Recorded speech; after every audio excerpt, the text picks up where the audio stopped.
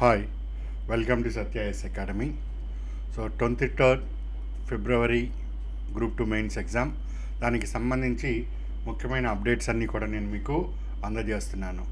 So ఈ 90 రోజులు అన్నది చాలా ముఖ్యమైనది. సో ఈ 90 రోజుల్లో నుంచి జరిగే అప్డేట్స్లో నుంచి అరౌండ్ 80 to 100 క్వశ్చన్స్ మీరు స్కోర్ చేసుకునే అవకాశం ఉంది. సాధారణంగా అభ్యర్థులు ఆల్రెడీ చదివేస్తున్నాం మేము అవే అని అంతవరకు రివిజన్కి మాత్రమే పరిమితం అవుతారు. కానీ ఇక్కడ వస్తున్న అప్డేట్స్ చాలా విలువైనవి. సో అరౌండ్ 80 to 100 క్వశ్చన్స్ మీకు వచ్చి తీరుతాయి. సో ఈ 80 to 100 వచ్చే విధంగా వాటిని కూడా మనము ఇందులో కలుపుకొని గ్రాండ్ టెస్ట్ని ఇక్కడ నిర్వహించుకుంటున్నాం. సో కన్వెన్షనల్ ప్లస్ అప్డేట్స్ ఈ రెండు పట్టుకోగలిగితేనే జాబ్కి దగ్గర అవ్వటం జరుగుతుంది. సో ఇక్కడ మనం అట్లీస్ట్ 300కి 180 ప్లస్ స్కోర్ చేసుకోవాలి. సో ఆ క్రమంలో కన్వెన్షన్ ఉండాలి, at the same time updates ఉండాలి. ట్రెండ్ బాగా మారింది, ఆ విషయం మీ అందరికీ తెలిసిందే. సో ఇప్పుడు ఉన్న స్థితిలో అక్టోబర్, నవంబర్, డిసెంబర్, జనవరి, ఫిబ్రవరి, సో ఈ ఏరియాస్ నుంచి ఎకానమీ అప్డేట్స్ ఎన్నో వస్తాయి. First point. అదేవిధంగా 1st ఫిబ్రవరి నాడు కొత్త ఎకనామిక్ సర్వే వస్తుంది 24-25. దాంతోపాటు బడ్జెట్ 25-26 వెరీ ఇంపార్టెంట్ అన్న విషయం మీ అందరికీ తెలిసిందే. అప్డేట్స్ చేసుకోవాలి, ఇది చేసుకోవాలి. అదేవిధంగా ఏపీ సోషో ఎకనామిక్ సర్వే ఇప్పుడు లేటెస్ట్గా వచ్చింది, అది మీకు చూపించడం జరిగింది, అది important. AP budget very important. And especially మిమ్మల్ని ఫిల్టర్ చేయడానికి ఎగ్జామినర్కి బ్రహ్మాండమైన ఆయుధం science and technology. So October, November, December, జనవరి, ఫిబ్రవరి, సో వీటిల్లో వచ్చే economy and science and technology పిఐబీలను మాత్రం ఎట్టి పరిస్థితుల్లో వదలకండి. సో ఈ ఏరియాస్ నుంచి మీకు ఎంత లేదన్నా కానీ 100 మార్క్స్ వచ్చి తీరతాయి. మీరు ఏపీ హిస్టరీ అండ్ పాలిటీ ఆ రెండు కలిపి 150 చేసినా ఇక్కడ ఏదన్నా నెగిటివ్ మార్కు కానీ వెళ్ళారు అంటే ఈ 150 స్కోరు 70 నుంచి 100 మధ్యలో మీరు వెళ్ళిపోయే అవకాశం కూడా ఉంటుంది. అందుకని అభ్యర్థులకి మరీ చెప్తున్నాను, అప్డేట్స్ని కరెక్ట్గా ఫాలో అయ్యి తీరవలసిందే. ఈ సమయంలో ఎవరైతే దీన్ని మిస్ చేసుకుంటారో అది కొద్దిగా ప్రాబ్లం అవుతుంది. ఎవరైతే ప్రాపర్గా వర్క్ చేసుకోగలుగుతారో ఈ అప్డేట్స్లో కనీసము 20 బిట్స్ని మీరు కరెక్ట్గా చేసుకున్నా కానీ మీ స్కోర్ చాలా ముందుకు వెళ్తుంది. ఒక్క బిట్టు మొత్తం లైఫ్ టర్న్ చేస్తుందండి. సో చాలా ఇంపార్టెంట్. సో ఎట్టి పరిస్థితుల్లో మిస్ అవ్వద్దు. సో 7th నాడు ఈ విధంగా మనము టెస్ట్ కండక్ట్ చేసుకోవటం జరుగుతుంది. దాని తర్వాత 11th నాడు కండక్ట్ చేసుకుంటాం. ఈ విధంగా 3000 ప్లస్ క్వశ్చన్స్ని విత్ కన్వెన్షనల్ ప్లస్ అప్డేట్స్ మనము డిస్కస్ చేసుకుంటాం. వీటికి ఎక్స్ప్లెనేషన్ కూడా నేను ఇచ్చి పంపుతున్నాను. ఇక అసలు ఇంతకన్నా హార్డ్ వర్క్ ఇంకా రిమోట్ మనం చేసుకుంటూ వస్తున్నాం. సో దీనిని కరెక్ట్గా చేస్తే చాలు మనము. సో మ్యాక్సిమం మనం అందిస్తున్నాం, దానిని మీరు కరెక్ట్గా అందుకోగలిగారంటే సరిపోతుంది. సో ఇక్కడ దీనికి సంబంధించి నేను మీకు ఏ విధంగా అది అంశాన్ని ఇస్తానన్నది కూడా మీకు చూపిస్తాను. ఈ విధంగా టెస్ట్కి దానికి సంబంధించి క్వశ్చన్, దానికి ఎక్స్ప్లెనేషన్ కూడా నేను మీకు పంపిస్తానని చెప్పాను. ఈ విధంగా క్వశ్చన్స్ ఉంటాయి, కన్వెన్షనల్ ప్లస్ కరెంటు క్వశ్చన్ వస్తుంది, దాని కింద ఎక్స్ప్లెనేషన్ అంతా కూడా వస్తుంది. దాని రిలేటెడ్గా ఉండొచ్చు, ఇంకా వేరే పాయింట్స్, ఎక్స్ట్రా పాయింట్స్ కూడా మీకు రావచ్చు. ఇది పాలిటీకి సంబంధించింది, ఇట్లా పాలిటీలో అన్నీ వస్తాయి. ఇది కరెంట్ రిలేటెడ్ పాలిటీకి సంబంధించింది. సో ఇవి అన్నీ. సో ఇది మనకు ఎకానమీకి సంబంధించింది. సో ఇది ఎకానమీ ఏంటి, ఇది అంతా కూడా స్టార్ది ఏంటి, సో ద్రవ్యము దానికి సంబంధించిన అంశాలు, ఉర్జిత్ పటేల్ కమిటీ, రెపో రేట్కి సంబంధించి, సో ద్రవ్యోల్బణానికి సంబంధించి దానికి వివరణ ఏ విధంగా ఉంది, సైన్స్ అండ్ టెక్నాలజీకి సంబంధించి వివరణ ఏ విధంగా ఉంది. సో ఈ విధంగా మీకు వివరణ కూడా ఇచ్చి పంపిస్తున్నాను. ఇవి చాలా చాలా యూస్ఫుల్గా ఉంటాయి. ఈ విధంగా ఒకసారి మీరు అంచనా వేయండి. 3000 బిట్లు 3000 బిట్లు కరెంటు ప్లస్ కన్వెన్షన్ రెండు కలిపి వీటికి ఎక్స్ప్లెనేషన్ వస్తే సో ఏ రేంజ్లో మీకు పొటెన్షియల్ పెరుగుతుందో లెక్కేసుకోవచ్చు. అందుకే చెప్తున్నా, ఈ 90 డేస్ వచ్చే ప్రతి అప్డేట్ని మీరు ఫాలో అవ్వండి. హార్డ్లీ 1 అవర్ పడుతుందండి మన క్లాసు. ఈ 1 గంట విన్నారంటే బిట్ ఎక్కడి నుంచి అడుగుతాడు అన్న విషయం మీకు చాలా స్పష్టంగా ఉంటుంది. చాలా చాలా ఇంపార్టెంట్. మిగిలిన టైం మీరు ఎట్లయినా చేసుకోండి. 1 గంట మాత్రం మన క్లాస్ ఇది. నేను ఇచ్చే అప్డేట్స్ని మాత్రం ఒక్కసారి చూసుకోండి. హార్డ్లీ 1 అవర్లో మీరు దానికి అర్థమైపోతుంది. ఇక బిట్స్ అప్పుడు మీరు ఎంత కావాలంటే అంత చక్కగా చేసుకోవచ్చు. సో అవకాశం మంచిగా ఉంది, ఇక మీ చేతుల్లో ఉంది. బిట్స్ చూపించే బాధ్యత వరకు నాది, దాన్ని పట్టుకొని వచ్చే బాధ్యత మీది. సో రెడీగా ఉండండి. సో ఈ అప్డేట్స్ని మాత్రం అస్సలు వదలొద్దు. సో ఈ 90 డేస్ పట్టుకున్నారంటే జీవితంలో 5 సంవత్సరాలు మీరు పడిన కష్టానికి ఇప్పుడు ప్రతిఫలం వస్తుంది. సో ఈరోజు క్లాస్లో RBI issue framework for reclassification of foreign portfolio investment into foreign direct investment. So foreign portfolio investment ఏ విధంగా ఎఫ్డిఐగా మారుతున్నది, దానికి సంబంధించి ఇచ్చింది. సో అసలు ఇందులో ఏ అంశాలు ఉన్నాయి దాని గురించి మనము స్టడీ చేస్తాం. సో ఆర్బీఐ ఇచ్చిందంటే అట్లాంటివి ఏవి కూడా వదులుకొని వెళ్ళొద్దు ఎగ్జామ్కి. దానంత పిచ్చి పని వేరేది ఉండదు ఎగ్జామ్కి. Next RBI releases list of domestic systematically important banks డిఎస్ఐబి.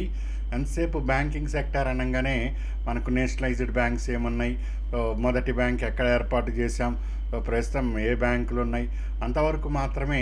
ఇదంతా కన్వెన్షనల్. ఇక ఇప్పుడు ముందుకు వెళ్తున్నాడు. సో గతంలో గ్రూప్ 1 ప్రిలిమ్స్ దాంట్లో కూడా ఏ విధంగా బ్యాంకింగ్ సెక్టర్ నుంచి అడిగాడో చూపించాను మీకు. ఈసారి కూడా అదే విధంగా వెళ్తాడు, జాగ్రత్తగా ఉండండి. ఇట్లాంటివి ఒక 5 ప్రశ్నలు పట్టుకున్న జాబ్లో ఉంటారండి మీరు. సో ఇవి ఎక్కడ దొరకవు, ఏ బుక్స్లో ఉండవు. ఇవి 100% ఇవి బుక్స్లో ఉండవు, ఎందుకంటే కరెంట్లో ఉన్నది ఇది. దీన్ని రాసి టైప్ కొట్టి దాన్ని బుక్ తెచ్చి దాన్ని మార్కెట్ చేసే లోపల పుణ్యకాలం అయిపోతుంది. సో ఇదే ఛాన్స్. సో కరెక్ట్గా యూటిలైజ్ చేసుకుంటే మీకు ఇంతకన్నా మంచి ఛాన్స్ అయితే దొరకదు. సో ఇదిగో ఏమేం బ్యాంకులు ఉన్నాయి, సో దీనికి సంబంధించి ప్రాథమిక అంశాలు ఏమున్నాయి. So next Debroy committee on railways. Committee పాతదైనా కానీ ఇప్పుడు తెర మీదకి వచ్చింది. దీని యొక్క ప్రాధాన్యత మీకు 1 ఫిబ్రవరి తర్వాత ఇంకా కనిపిస్తుంది. ఎందుకంటే దాని తర్వాత బడ్జెట్ పెడతాడు. ఇప్పుడు రైల్వే బడ్జెట్ తర్వాత దీని యొక్క ప్రాధాన్యత ఇంకా పెరుగుతుంది. సో ఎగ్జామ్కి 20 డేస్ ముందు ఇది వస్తుంది మళ్ళొక్కసారి. అప్పుడు మీకు ఎగ్జామ్కి అక్కడ క్వశ్చన్ పేపర్లో చూసే అవకాశం కూడా ఉంటుంది. నెక్స్ట్ ఇది ఫస్ట్ టైము భారతదేశంలో నేషనల్ అగ్రికల్చర్ కోడ్. సో దీనికి సంబంధించి ఏ అంశాలు ఉంటాయి, ఇది ఫర్దర్ దీని రిలేటెడ్ అప్డేట్స్ ఎప్పుడు వస్తుంటాయి వాటిని కూడా మనము పరిశీలన చేస్తాం. ఇది ఒక అప్డేటు, దీని రిలేటెడ్ కంటిన్యూషన్ కూడా ఉంటుంది మనకు అగ్రికల్చర్ రిలేటెడ్గా, దాన్ని కూడా మనం ఇక్కడ పరిశీలన చేస్తాం. నెక్స్ట్ మోస్ట్ ఇంపార్టెంట్ ఇది ఫార్మర్స్కి సంబంధించి ఎర్నింగ్స్ ఏ విధంగా ఉన్నాయని ఆర్బీఐ ఒక వర్కింగ్ పేపర్ని రిలీజ్ చేసింది ఈ టైటిల్ తోటి. ఈ విధంగా ఆర్బీఐ రిలీజ్ చేసే డాక్యుమెంట్స్ కానీ ఇవన్నీ కూడా మనకి ఎగ్జామ్కి చాలా చాలా ఇంపార్టెంట్స్ అవుతాయి. వీటి గురించి డిస్కస్ అన్నది ఇప్పుడు చేద్దాం. సో ఇవన్నీ చాలా ఇంపార్టెంట్ మనకు. ఇట్లాంటివి మీరు చెప్తున్నాను కదా, ఒక 20 బిట్లు పట్టుకోగలిగినా చాలా చాలా యూస్ఫుల్ ఉంటుంది. మొత్తం మీకు ఇప్పటి నుంచి 90 డేస్లో 80 to 100 బిట్స్ వస్తాయండి, రాసి పెట్టుకోండి కావాలంటే.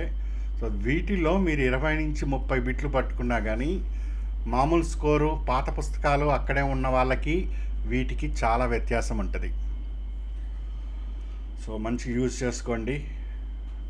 నేను హార్డ్ వర్క్ చేస్తున్నా, మీరు కూడా హార్డ్ వర్క్ చేసి దీన్ని ఎగ్జామ్లో మాత్రం రిప్రజెంట్ చేయండి. సరే, point RBI issues framework for reclassification of foreign portfolio into foreign direct investments. మనకు రిలయన్స్ కంపెనీ ఉంది.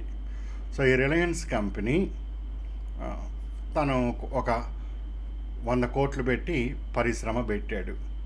సో ఇప్పుడు ఇంకా ఈ పరిశ్రమని విస్తరణ చేయాలనుకుంటున్నాడు, ఏదో డెవలప్ చేసుకోవాలనుకుంటున్నాడు ఈ రిలయన్స్. మన డొమెస్టిక్ వాళ్ళు ఇంకొంత డబ్బు పెడుతున్నారు. సో ఫారినర్స్ కూడా అడిగాడు. సో యుఎస్ఏ వాళ్ళని, ఫ్రాన్స్ వాళ్ళని, వీళ్ళందరినీ కూడా అడిగాడు. వాళ్ళు కూడా ఎస్ మేము సిద్ధంగా ఉన్నాం ఇందులో ఇన్వెస్ట్ చేయటానికి అని వస్తారు. సో వీళ్ళు తలా ఒక 500 కోట్లు పట్టుకుంటూ వచ్చినా కానీ రిలయన్స్ దగ్గర ఇప్పుడు 100 కోట్లే ఉన్నది. వీళ్ళు ఒక 500 కోట్లు పట్టుకొని వస్తే అది 600 కోట్లకి చేరుకుంటుంది. 100 కోట్లకే ఇంత ఉత్పత్తి జరిగితే 600 కోట్లకి ఇంకెంత భారతదేశ ఆర్థిక వ్యవస్థ ముందుకు వెళ్తుందో మీరు అంచనా వేయచ్చు. సో ఈ విధంగా ఫారెన్ నుంచి ఇన్వెస్టర్లని ఇండియాకి తీసుకురావటం అన్నది భారతదేశ ఆర్థిక వ్యవస్థకి ఎంతో ఊతమిస్తుంది. సో ఆ క్రమంలో విదేశాల నుంచి వచ్చే ఇన్వెస్ట్మెంట్స్ మనకు 2 రూపాల్లో వస్తాయి.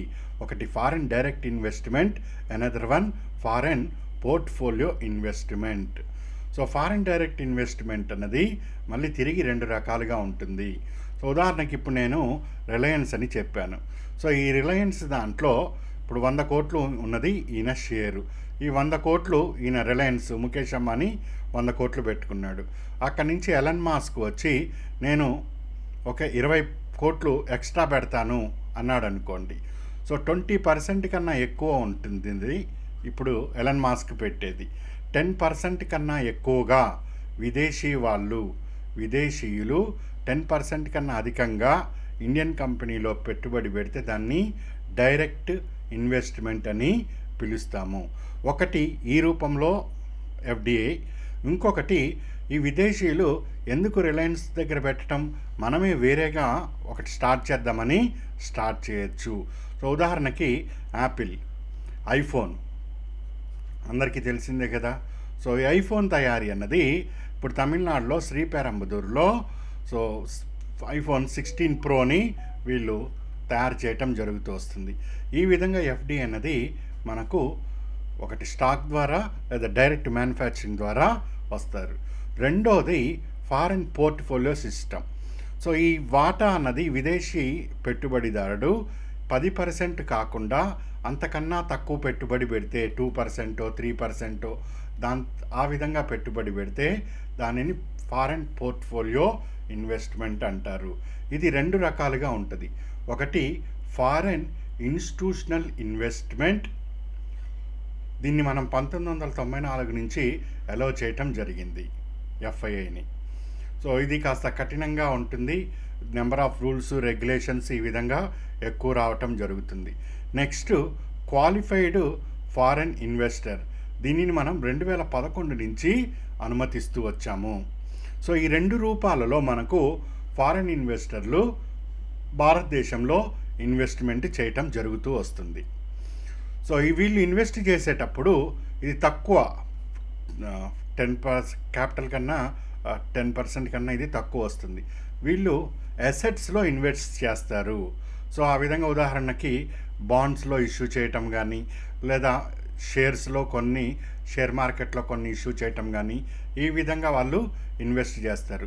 ఈరోజు రిలయన్స్ షేరు ఉదాహరణకి 1400 రూపాయలు ఉంది. ఎవరో ఎలన్ మాస్క్ వచ్చాడు. సో ఎలన్ మాస్క్ వచ్చి ఇందులో పెట్టుబడి పెట్టాడు. ఒక 4 నెలల తర్వాత, 5 నెలల తర్వాత ఈ 1400 రూపాయలు కాస్త 1600 రూపాయలు అయింది. సో వెంటనే ఇక్కడ 200 రూపాయల లాభం వచ్చింది. ఈ 200 రూపాయలని ఫారెన్ పోర్ట్ఫోలియో ఇన్వెస్టరు తీసుకొని వెళ్ళిపోతాడు. సో ఎప్పుడైతే ఇక్కడ షేర్ వాల్యూ పెరిగిందో ఆ లాభాన్ని అతను తీసుకుపోతాడు. మళ్ళీ పరిస్థితి అదే విధంగా ఉంటుంది. సో ఏ దేశానికైనా కూడా ఫారెన్ పోర్ట్ఫోలియో ఇన్వెస్ట్మెంట్ కన్నా ఫారెన్ డైరెక్ట్ ఇన్వెస్ట్మెంట్ అన్నది చాలా ఉపయోగకరం. సో అదే ఎలన్ మాస్క్ ఇందులో ఇన్వెస్ట్మెంట్ చేస్తే, ఇంకా వేరే వాళ్ళు కూడా ఇన్వెస్ట్ చేస్తే 1400 రూపాయల స్టాకు 2800 కూడా పెరుగుతుంది. క్యాపిటల్ వాళ్ళు పెంచుకుంటూ వెళ్తారు, ఇంకా ఉత్పత్తి పెరుగుతూ వస్తుంది. సో దేశానికి ఎఫ్డిఐ ఎక్కువ కావాలి, ఎఫ్పిఐ తక్కువ కావాలి. సో కానీ చైనా లాంటి కొన్ని కన్నింగ్ దేశాలు ఏం చేస్తాయంటే భారతదేశంలో పోర్ట్ఫోలియోని డెవలప్ చేస్తాయి. నేను ఇక్కడ పోర్ట్ఫోలియో అంటే కూడా చెప్పాను. మామూలుగా మనము ఇండియన్ పాలిటీ వాటిల్లో చదివితే పోర్ట్ఫోలియో అంటే అదొక మంత్రిత్వ శాఖ అని చదువుతాం. కానీ ఎకానమీలో పోర్ట్ఫోలియో అంటే అది ఒక ఫైనాన్షియల్ అసెట్స్, బాండ్స్ కానీ షేర్స్ కానీ ఈ రూపంలో ఉండేదానిని పోర్ట్ఫోలియో అని పిలవటం జరుగుతుంది. అది కూడా క్యాపిటల్ మార్కెట్లో. క్యాపిటల్ మార్కెట్ అంటే నేను వివరించాను, మీరు చూసుకోవచ్చు దాన్ని మన క్లాసెస్లో. సో ఈ పోర్ట్ఫోలియో రూపంలో చైనా లాంటి కన్నింగ్ వాడు ఏం చేస్తున్నాడు, 10% కన్నా ఎక్కువ పెడితే డబ్బు బ్లాక్ అవుతుంది ఇండియాలో ఎఫ్డిఐ రూపంలో, అంతే కదండి. అప్పుడు వీడు ఏం చేశాడంటే హెచ్డిఎఫ్సి బ్యాంక్లో 3% వాటా కొన్నాడు, రిలయన్స్ దాంట్లో 4% వాటా కొన్నాడు, దాని తర్వాత స్టేట్ బ్యాంక్ ఆఫ్ ఇండియాలో 8% వాటా కొన్నాడు, అదేవిధంగా గవర్నమెంట్ ఇష్యూ చేసే బాండ్స్లో ఇంకొక 5% వాటా కొన్నాడు ఒక కంపెనీ వాడు. ఇలా వాడి దగ్గర ఉండే డబ్బుని పోర్ట్ఫోలియో రూపంలో 4-5 స్టాక్స్లోకి డైవర్ట్ చేశాడు. సో ఎప్పుడైతే ఇవి లాభం వచ్చినాయో టక్మన్ వాడు తీసుకొని వెళ్ళిపోతున్నాడు. రూల్ ప్రకారం ఏంటి, వేరే విదేశీయుడి డబ్బు భారత మార్కెట్లో 10% వచ్చిందంటే దాన్ని ఎఫ్డిఐగా కన్వర్ట్ చేసేస్తాము, ఎఫ్డిఐగా పరిగణిస్తాము, అంతే కదా. ఎఫ్డిఐ ఎఫ్పిఐ అంత ఈజీగా మూవ్ కాలేదు. ఎఫ్డిఐ నువ్వు ఒకసారి ఇన్వెస్ట్ చేస్తే దాన్ని తీయాలి అంటే దానికి కొంత టైం పడుతుంది, ప్రొసీజర్ ఉంటుంది. కానీ ఎఫ్పిఐకి అట్లా ఉండదు. సో ఈ చైనా వాడు తెలివిగా ఎఫ్పిఐ పద్ధతిలోకి వచ్చి అట్లా మోసం చేసి మన డబ్బునంతా కూడా తీసుకెళ్తున్నాడు. సో అక్టోబర్ 1 నుంచి 2024 అక్టోబర్ 1 నుంచి మన ఇండియన్ మార్కెట్ నుంచి 1,50,000 కోట్ల రూపాయలు బయటికి వెళ్ళిపోవటం జరిగినాయి. ఇంత భారీ స్థాయిలో వెళ్ళిపోయేసరికల్లా మొత్తం అసలు ఆర్థిక వ్యవస్థే ఎటువైపు వెళ్తుందా అనే సందిగ్ధత ఏర్పడింది. ఈ సమయంలో మనకు రిజర్వ్ బ్యాంక్ ఆఫ్ ఇండియా రీక్లాసిఫికేషన్ని ఇష్యూ చేయటం జరిగింది. ఇప్పుడు మీకు పాయింట్ అర్థమై ఉంటుంది ఎందుకు రీక్లాసిఫికేషన్ చేసింది అని. రీక్లాసిఫికేషన్ చేయాల్సిన అవసరము ఎందుకు వచ్చింది, ఈ తెలివిగలవాడు ఇక్కడికి వచ్చి తెలివిగా ఇక్కడి నుంచి అక్కడికి తీసుకొని వెళ్తుంటే మన వాళ్ళందరూ చూస్తూ ఊరుకోవాల్సి వచ్చింది. ఎందుకు ఊరుకున్నారు, అది ఎఫ్పిఐ రూపంలో వచ్చింది కాబట్టి. అదే ఇప్పుడు నువ్వు ఎఫ్పిఐ రూపంలోనే తీసుకురా, ఇంత దాటావు అంటే, ఈ లిమిట్ దాటావు అంటే నేను దాన్ని 5 రోజుల్లో ఎఫ్డిఐగా మార్చేస్తానని చెప్పటం జరిగింది. అది ఇక్కడ సారాంశము. అదే నేను ఇక్కడంతా కూడా నీట్గా మీకు వివరిస్తూ వచ్చా, ఎఫ్డిఐ రావటం ఏంటి, సో ఏంటి దీని కదా అని. ఇక్కడ ఇంకొక పాయింట్ అభ్యర్థులు గమనించాలి. 2014లో మోడీ వచ్చిన తర్వాత ఎఫ్ఐఐ ఫారిన్ ఇన్స్టిట్యూషనల్ ఇన్వెస్ట్మెంట్ని, దీనిని నెక్స్ట్ క్యూఎఫ్ఐ క్వాలిఫైడ్ ఫారిన్ ఇన్స్టిట్యూషన్ని, రెండింటిని కలిపి ఫారిన్ పోర్ట్ఫోలియో ఇన్వెస్ట్మెంట్గా తిరిగి ఒకే రకంగా మార్చటం జరిగింది. అది అప్పుడు సెబీ వాళ్ళు చంద్రశేఖరన్ కమిటీ అని ఒక కమిటీ నియమించారు. సో ఈ కమిటీ సూచనలపైనే ఈ మార్పులు అన్నది చోటు చేసుకుంది. సో ఈ మార్పులు చోటు చేసుకున్న తర్వాత ఈ ఫారెన్ పోర్ట్ఫోలియో ఇన్వెస్ట్మెంట్స్ భారతదేశంలోకి వస్తే